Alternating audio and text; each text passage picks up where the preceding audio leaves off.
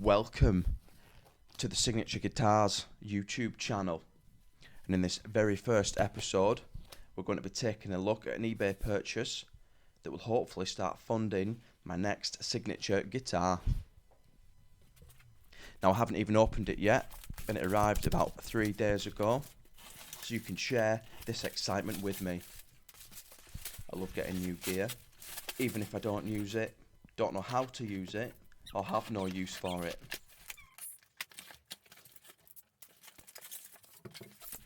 As you can see, it's a flight case type pedal board.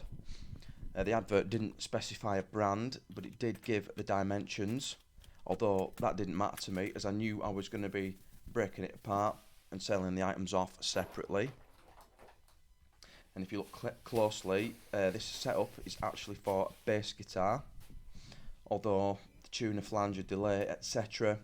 can be used with electric. So let me take you through everything on here. So we're just going to run through this in chain order, and obviously we start with the tuner, which is a Korg pitch black chromatic tuner, and then tucked in there is just a cheap power supply, a 10-way one. And then we've got the EBS Multi-Bass 2, which is probably the most valuable pedal on this board. And then there's 4 more EBS pedals. We've got the multi-comp compressor, the Octabass octave pedal, Dynaverb reverb, and the Bass IQ envelope filter. And then that goes into a couple of Boss pedals, the CEB3 bass chorus, the DD3 digital delay, and then we finish it up with a couple of TC electronic pedals, the Helix phaser and the Vortex flanger. Okay, so the next thing I'm going to do is just plug this power supply in, and then make sure all the pedals switch on, the LEDs light up, and switch whatever it is they're meant to do. Make sure all the switches work. It's also going to give me a chance to make sure each output on that power supply is working, because that could be, 20-25 quid's worth of power supply there. And I usually, once they have been sold, I'll test them just before they're sold, and we're going to test them in this video as well. So they get tested twice before they get sold to the next owner.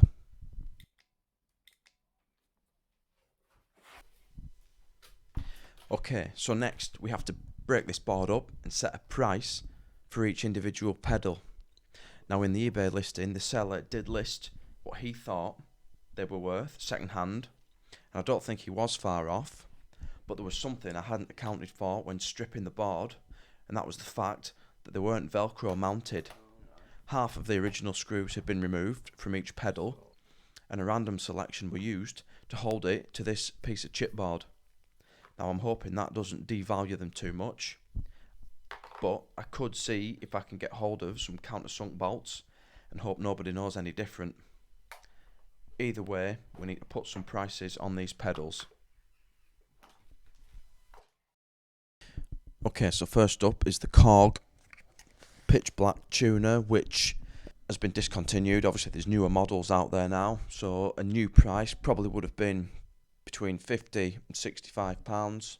The seller put a used second-hand price on this of £40.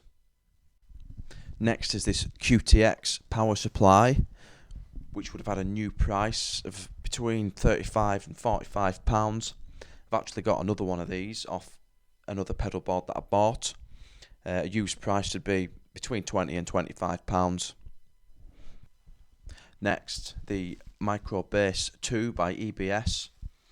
A new price is anywhere from sort of £275 up to £350, and the seller put a used price of £200. Next up, the Boss CEB3 bass chorus, which would have had a new price of between £80 and £95. The seller put a used price of £65 on this. The other Boss pedal, DD3 digital delay, new, between £95 and £120.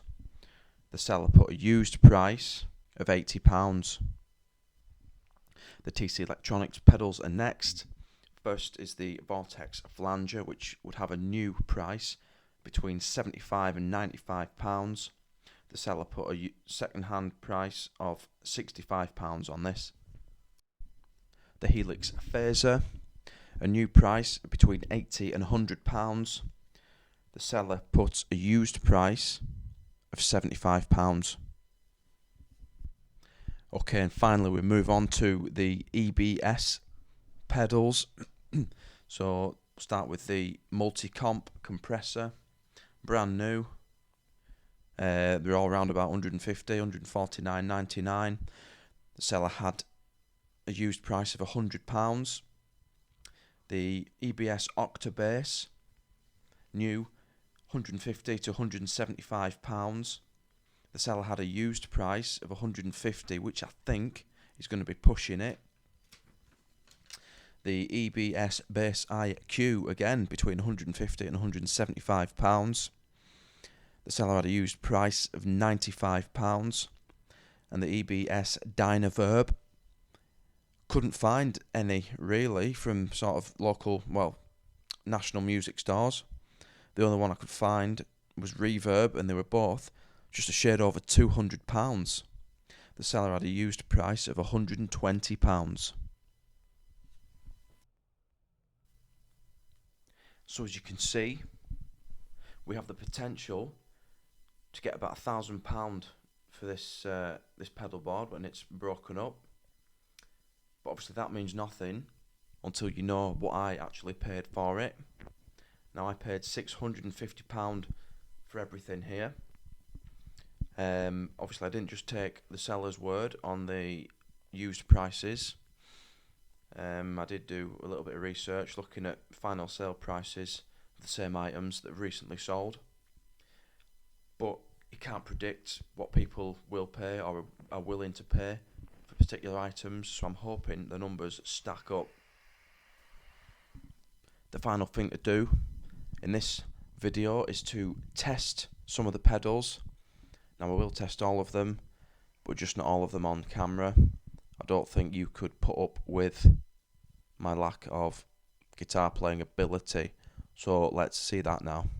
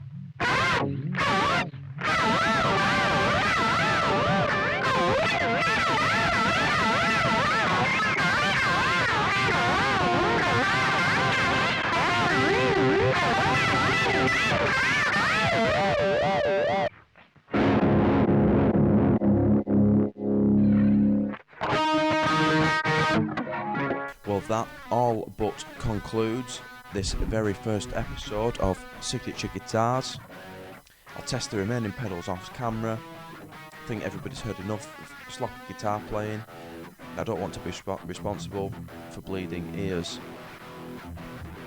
Next time, I'll be showing you where and how I sell these pedals, and hopefully we'll be well on the way to funding the next signature guitar.